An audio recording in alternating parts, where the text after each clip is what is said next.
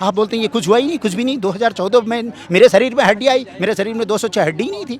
भारत में सूरज जो है 2014 में आया। आप ऐसे परसेप्शन दे रहे हैं देश को। मेडिकल साइंस कहती है परसेप्शन एक साइकेट्रिक बीमारी है। युवाओं के भविष्य पे आपने ताला लगा दिया, वो अंधकार में है युवाओं का भविष्य। इसकी जवाबदेही आपकी बनती है। और युवा भारत में लगभग 28 करोड़ है और इसमें से लगभग 22 करोड़ वोटर है।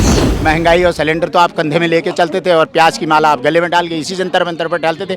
डेमोक्रेसी आपका अधिकार था, किसी पार्टी ने आपको रोका नहीं। आज आप हर पार्टी को रोक रहे हो और उनके सांसद को भी आपने बाहर किया है। तो आपकी करनी कथनी, आपका विचार, आपका लोकतांत्रिक ढांचा, आपका लोकतांत्रिक विचार देश की समझ में तो नहीं आ रहा। आप चाहे जो भी प्रचार करवा लो और ये हर एक आदमी, गरीब आदमी से लेके अमीर आदमी, पढ़ा लिखा आदमी से अनपढ़ आदमी समझता। मैं तो मोदी जी का ये जो गुणाभाग चल रहा है गठजोड़ वाला, ये तो उनको सता ही रहा है। उनको रात में नींद नहीं आ रही, जो 18 घंटे अब 24 घंटे नहीं सो रहे हो। लेकिन सरकारी कर्मचारी आपके अगेंस्ट में है। आप सावधान हो जाइए, आप कुछ कर नहीं पाएंगे। कि बहुत सारे नारे उन्होंने 2012 से मनमोहन सिंह जी जो है मौनी बाबा है। मनमोहन सिंह जी ने जवाब आपकी तरह इसलिए नहीं दिया। मनमोहन सिंह जी विद्वान है, पढ़े लिखे आदमी।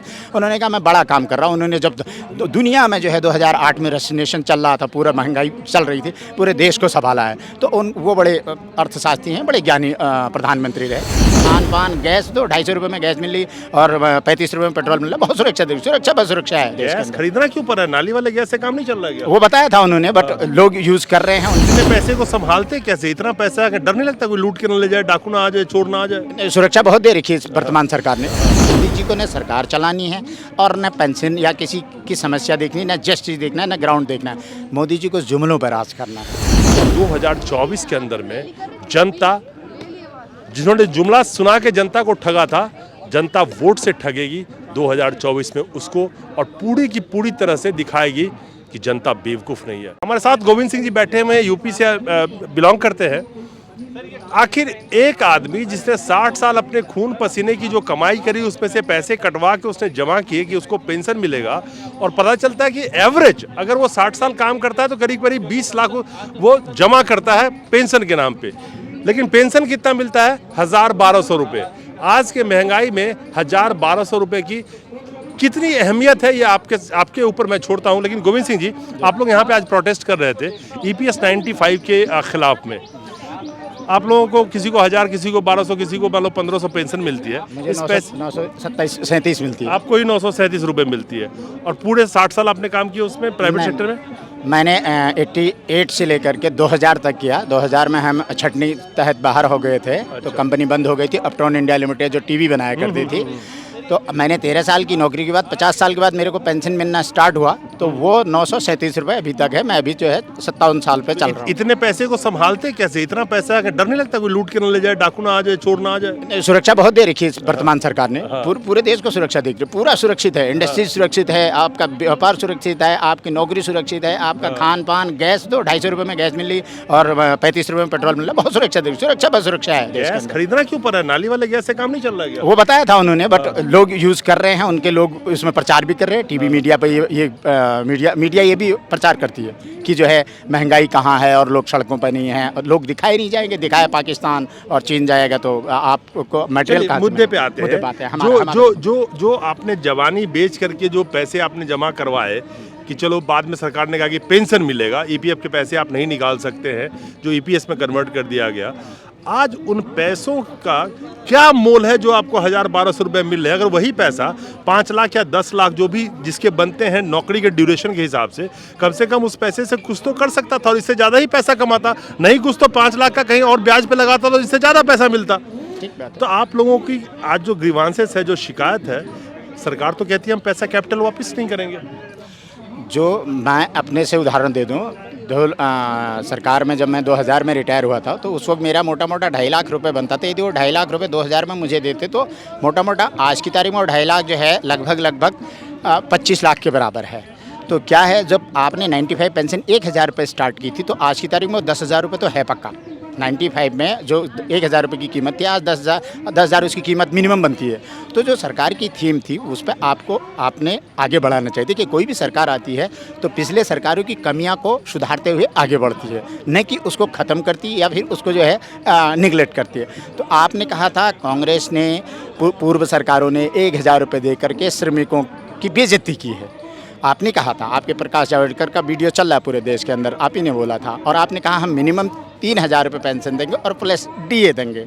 सर अब आपने कांग्रेस की बेइज्जती की और आपने लेबरों की बेइज्जती की, अब आप श्रमिकों के साथ अपनी भी बेइज्जती कर रहे हैं। आपको 10 साल हो गए सरकार में बैठे हुए, तो कम से कम अब आप अपने सम्मान में हमें पेंशन तो दीजिए। और हम ये जो गैस आप 1100-1200 की गैस है और 100 रुपये से ऊपर पेट्रोल है, ये 900 रुपये में क्या क्या आएगा? अब आप खुद ही इसका असेसमेंट सिलेंडर नहीं आ सकता, एक सिलेंडर नहीं आ सकता। सरकार स्वयं असेसमेंट करके देश के लोगों को बताए, इन श्रमिकों को बताए। इसी श्रमिक के पेट से हमारे प्रधानमंत्री जी हैं, इसी श्रमिक के पेट से देश में बड़े बड़े युवा वैज्ञानिक, साइंटिस्ट, डॉक्टर, इंजीनियर, जजेस पैदा होते हैं। तो इन श्रमिकों का सम्मान तो बनता है, क्योंकि इन्होंने अपनी जवानी में सारा तन मन धन अपना खून पसीना सरकार के कंट्रीब्यूशन में, सरकार के विकास तो कहते हैं हमने गरीबी बहुत देखी है, गरीब के घर से आता हूँ, उनकी कहते हैं मेरी माता जी ने घर में बर्तन मांजा है। तो जो स्थिति आज श्रमिकों की है, क्या उनको समझ में नहीं आ रहा है कि 1,000 रुपये या 1,200 रुपये में वो कैसे जिंदा रहेगा? तो क्या लगता है कि जो कहते हैं वो गरीबी देखी, अगर किसी ने गरीबी देखी है तो आपकी दर्द को नहीं समझ सकता? मैं पेंशन स्कीम के तहत आंदोलन कर रहा हूं। यदि मैं डायरेक्ट इनकी बात करूं वर्तमान सरकार की या मोदी जी की, तो मोदी जी को न सरकार चलानी है और न पेंशन या किसी की समस्या देखनी, न जस्टिस देखना है, न ग्राउंड देखना है। मोदी जी को जुमलों पर राज करना है। जुमला मैंने नहीं कहा, आपके गृह मंत्री अमित शाह जी ने बोला हम लोग जुमला छोड़ते हैं और सरकार में आते हैं। तो आप जुमलों पर राज करोगे तो ये नहीं चलेगा, क्योंकि अब श्रमिक इकट्ठा हो गया, 4.5 करोड़ श्रमिक है। यदि 3-3 वोट भी मान लेते हैं 15 करोड़ वोट है, और दूसरी पार्टी का पहले से ही 10% वोट है। यदि हमारा वोट जो है 20% वोट चले जाता तो सीधे वो 32% पर आ रहे हैं, और आप जो 42% का काउंटिंग कर रहे हो, आप सीधे जो है 14% पर आ रहे हो। तो आपको खुद का आकलन नहीं, 42% वोट भाजपा को नहीं मिली थी, ये गलत फहमी। 37.4% मिली थी, और कम हो गई, वो और कम हो गई। और जो दूसरे की वोट आप बता रहे हैं ना, वो उसकी वोट 20% थी। हाँ, तो वो जब कम हो गई तो यहाँ 18% ऊपर हो रहा है, ये चले जाएंगे 38%। तो आप तो सीधे जो है 14% पा रहे हो। 2014 के बाद 14% पाओगे। तो आप अपना असेसमेंट करो और जनता को लाभ दो, जनता के कार्यों को, जनता की समस्याओं को ख़त्म करो, सुलझाओ और एग्जीक्यूट करो उसको। कम से कम 10 साल हो गए, अब तो एग्जीक्यूट करो। कब आपको अकल आएगी, कब आप जनता की सोचेंगे? आपको क्या लगता है कि सबसे बड़ी बात यह है कि मोदी जी दोबारा नारा नहीं लगाते कि अच्छे दिन आएंगे, तो आपके अच्छे दिन का क्या हुआ, आए या नहीं आए? मैं आपसे पूछ रहा हूँ। ऐसे सर उनके बहुत सारे नारे, उन्होंने 2012 से मनमोहन सिंह जी जो है मौनी बाबा है, मनमोहन सिंह जी ने जवाब आपकी तरह इसलिए नहीं दिया। मनमोहन सिंह जी विद्वान हैं, पढ़े लिखे आदमी। उन्होंने कहा मैं बड़ा काम कर रहा हूँ। उन्होंने जब दुनिया में जो है 2008 में रेसिग्नेशन चल रहा था, पूरा महंगाई चल रही थी, पूरे देश को संभाला है। तो वो बड़े अर्थशास्त्री हैं, बड़े ज्ञानी प्रधानमंत्री रहे। लेकिन आपने वहाँ से लेकर के आपने काला धन, आपने जो है लूटपाट, भ्रष्टाचार, कोल, पता नहीं कितने आरोप आपने लगाए। महंगाई और सिलेंडर तो आप कंधे में लेके चलते थे, और प्याज की माला आप गले में डाल के इसी जंतर मंतर पर डालते थे। डेमोक्रेसी आपका अधिकार था, किसी पार्टी ने आपको रोका नहीं। आज आप हर पार्टी को रोक रहे हो, और उनके सांसद को भी आपने बाहर किया है। तो आपकी करनी कथनी, आपका विचार, आपका लोकतांत्रिक ढांचा, आपका लोकतांत्रिक विचार देश की समझ में तो नहीं आ रहा। आप चाहे जो भी प्रचार करवा लो, और ये हर एक आदमी, गरीब आदमी से लेके अमीर आदमी, पढ़ा लिखा आदमी से अनपढ़ आदमी समझता। मैं गांव-गांव जाता हूँ। मैंने इम्फाल से लेकर के पुंछ तक यात्रा की है। मैंने जो है कश्मीर से लेकर के कन्याकुमारी के डिस्ट्रिक्ट का नाम पूरे देश के लोगों को पता नहीं, नागरकोइल तक मैंने यात्राएं की है, और मैंने काम किया। मैंने लोगों को देखा, लोगों के भाव बदल गया, कर्मचारियों के विचार बदल गया आपके लिए। तो आपको सोचना होगा कि किस किस के साथ अनजस्टिस हुआ। आप न्याय दीजिए, हमारा आपसे निवेदन है। मैं आपसे एक सवाल पूछ रहा हूँ, क्योंकि ये बड़ा अहम सवाल है आज के डेट में। अपोजिशन पार्टी गठबंधन बनाए तो वो सारे भ्रष्टाचारी। आज के वक्त में मोदी जी की वो हालत हो गई कि 38 लोगों को इकट्ठा करके गठबंधन दिखा रहे हैं। पहले मोदी जी तो कहते थे एक अकेला सब पे भारी, अब क्या जरूरत पड़ गई? उनको ये पता चल गया। जैसे आज ईपीएफ पेंशन होल्डर का यहाँ पे जो है एक आंदोलन था, यहाँ पर आज 5 आंदोलन थे। 5 आंदोलन जंतर मंतर पर आज की तारीख में 5 आंदोलन थे, और हर जिले में आंदोलन चल रहे हैं। हर कर्मचारी आपके अगेंस्ट में है। तो आप मोदी जी का ये जो गुणाभाग चल रहा है गठजोड़ वाला, ये तो उनको सता ही रहा है। उनको रात में नींद नहीं आ रही, जो 18 घंटे अब 24 घंटे नहीं सो रहे हो। लेकिन सरकारी कर्मचारी आपके अगेंस्ट में है, आप सावधान हो जाइए, आप कुछ कर नहीं पाएंगे। ईवीएम में सॉफ्टवेयर सिस्टम अब सबको आता है कि उस सॉफ्टवेयर को हम कैसे खाली करेंगे, कितने वोट हम कब खाली करवाएंगे, कौन सा हम वहाँ पर एजेंट लगवाएंगे, ये भी लोगों ने तय कर लिया है। आप वो चोरों का और क्या नाम है गुंडों का जो गठजोड़ बन रहा है, जो ये शब्द देश में बोलते हैं ना, ये आपकी नादानी है, या आपकी नाकामयाबी है। आप समझ नहीं रहे हैं कि देश कहाँ है, देश कहाँ था। आप समझ रहे हैं इसको 500 साल पहले ले जाऊंगा, मैं अलाउद्दीन खिलजी की तरह राज करूंगा, लोगों को दाना दे दूंगा और वो चुप रहेंगे। ये नहीं चलेगा। ये देश जो है कहाँ से कहाँ पहुंचा हुआ है। हमने 60 साल में बहुत कुछ किया है। मैं आपको एक और चीज़ बता दूं, 50 साल जब पुरानी सरकार कांग्रेस ने राज किया था, उस 50 साल में केवल 53 लाख करोड़ रुपया विदेशों से, वर्ल्ड बैंक से उधार लिया था। उसमें से हर ब्लॉक में एक PHC बनाई थी, प्राइमरी हेल्थ सेंटर, वहाँ मेडिकल अफसर होता है।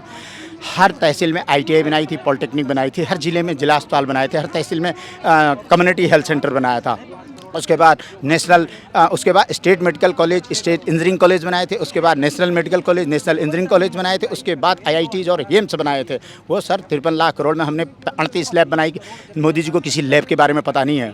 और हमने इसरो बनाया, हमने LIC देख लीजिए, 5000 करोड़ से LIC शुरू हुई। आज LIC जो है 60 लाख करोड़ से ऊपर है। बड़े बड़े देशों का बजट नहीं होता 60 लाख करोड़ पे। तो इतना बड़ा इंफ्रास्ट्रक्चर को आपने निगलेक्ट कर दिया। आप बोलते हैं ये कुछ हुआ ही नहीं, कुछ भी नहीं। 2014 में मेरे शरीर में हड्डी आई, मेरे शरीर में 206 हड्डी नहीं थी।